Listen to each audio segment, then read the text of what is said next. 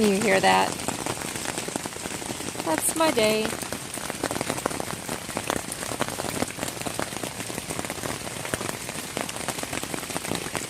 The leaves look really cool on the tent.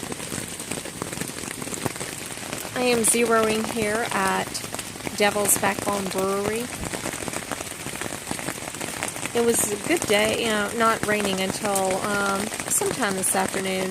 So I've been busy with videos and whatnot and just visiting. Had a great breakfast. My left foot was bothering me a little bit, so I figured a day off might be a good choice. But now it's just raining. It's going to rain the next few days.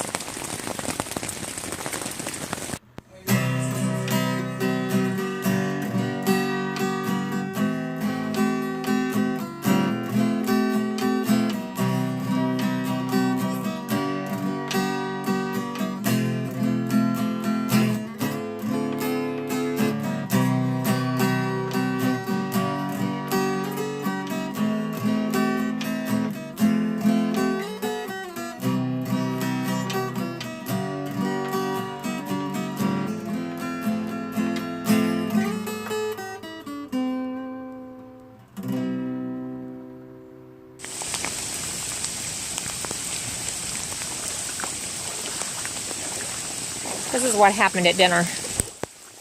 The whole campsite is flooded. I gotta move.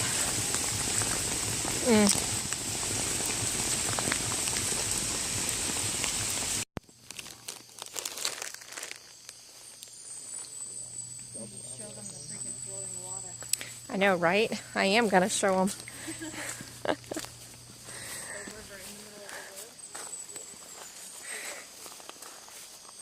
This is what our camp looked like last night.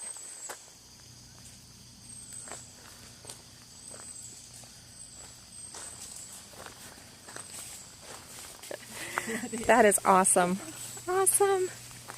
This is where I was at first. And then I moved to here. And it's gone down since then. That's right. It has. Has it gone down? Yeah. Yeah, it was like flowing right through my tent. On to breakfast.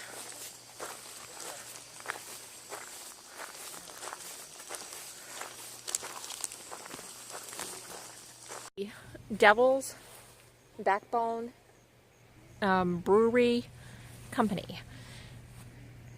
And we just expected it to be like a restaurant, you know, maybe a bar with some bar food. But this is like a complex. Last night there was a wedding here.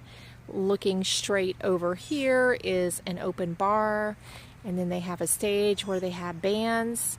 And if you look beyond those cars, well, you can't see it, but there's actually a large house that they rent out and an RV park and the campground. And there's something over there. The mountains look cool today. It's not raining at the moment, so that's awesome. I should show you a picture. I should screenshot the radar and let you see that.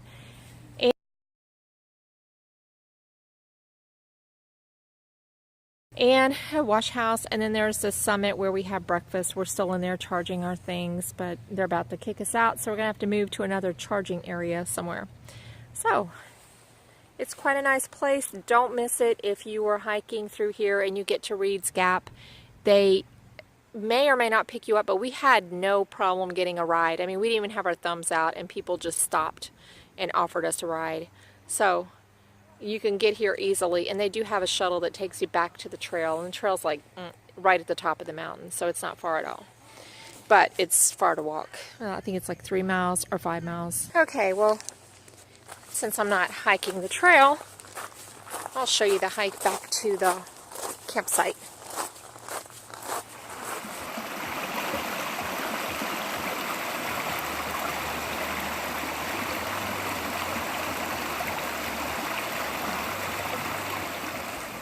So there's 2 ways to go back. One way goes over that way, and there's a lot of wading. Basically, it's underwater. And there's the house that you can rent. Well, I don't know if that's the house or not. This is the other way.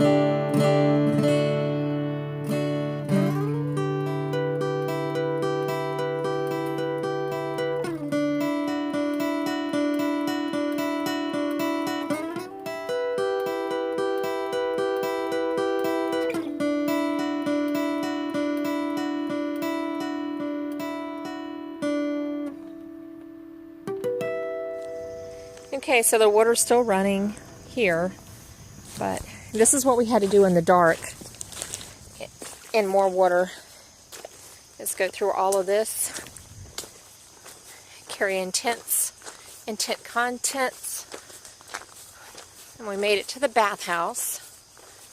We had to go all the way back and figure out where to go, and I'll show you the bathhouse too. In case you ever want to camp here. They have like a primitive campsite, and then they have the full hookup for RVs, and then they have the tent campsite. They have firewood, like most campgrounds do, that's on an honor system.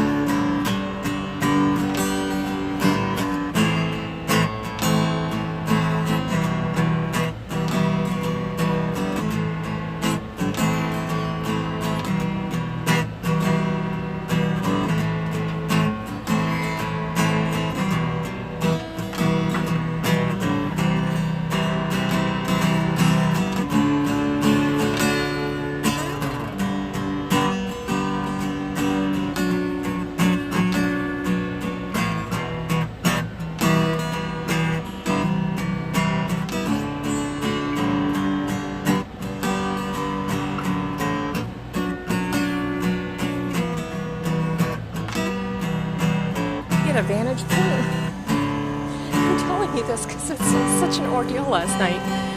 Boy, you just couldn't stop laughing because what are you going to do? But the campground is beyond those little glamping cottages or whatever they are. Yurts. I'm not sure. But so we carried these tents fully set up. and plopped them down.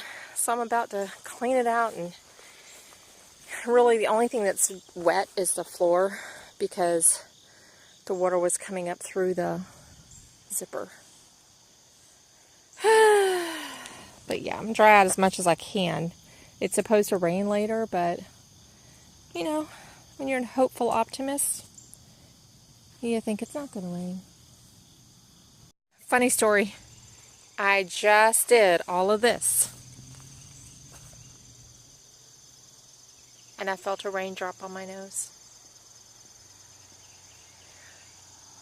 I mean, it's supposed to rain, but I was hoping that at least the wind would take care of some of it, and that doesn't mean it's going to rain, just there's a lot of moisture in the air. I've got things propped up under the tent to work on drying the bottom out. It's pretty dry in there, and you know, I got all my dry stuff protected, so not bad. So, yeah. But yeah, that's what it all looks like.